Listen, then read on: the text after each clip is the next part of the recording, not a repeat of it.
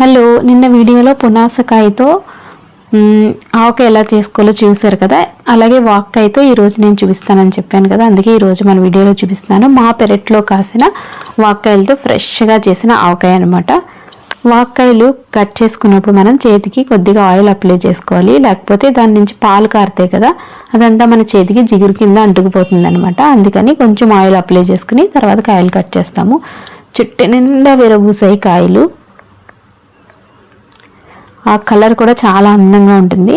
వాక్కాయలతో ఆవకాయ చేసుకోవచ్చు, కొబ్బరి పచ్చడిలో వేసుకుని చేసుకోవచ్చు, నెక్స్ట్ పప్పులో వేసి చేసుకోవచ్చు. చింతకాయ, ఉసిరికాయ, అలాగే మామిడికాయ ఎలాంటి టేస్ట్ వస్తుందో అలాగే ఉంటుంది అనమాట పుల్లగా. ఇది కూడా పచ్చికాయ తిన్నా కూడా చాలా టేస్టీగా ఉంటుంది.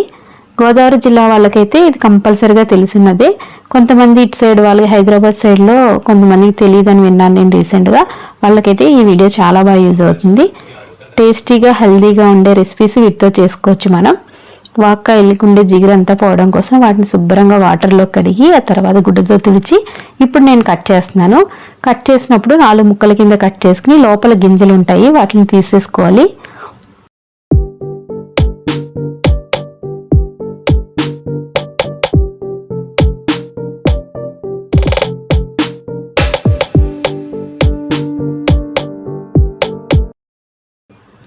గింజలు ఇలా సెపరేట్ చేసేసుకుని ముక్కల్ని మనం కావాల్సినన్ని కట్ చేసి పెట్టుకుంటాము. అందరికీ తెలియదని ఛానల్కి స్వాగతం సుస్వాగతం. వీటిని కాసేపు ఒక అరగంట ఎండలో పెడితే కొంచెం ఎక్కువ రోజులు నిల్వ ఆగుతుందన్నమాట ఆవకాయ. ఈ బ్యాగ్ చాలా యూజ్ఫుల్గా ఉంటుంది. పావురాలు కానీ మిగిలిన ఏ పక్షులు కూడా ముట్టుకోకుండా పైన ఒక నెట్ వస్తుంది. దీని లింక్ కూడా మీకు ఇస్తున్నాను వీడియోలో, స్క్రీన్ మీద కనిపిస్తుంది చూడండి.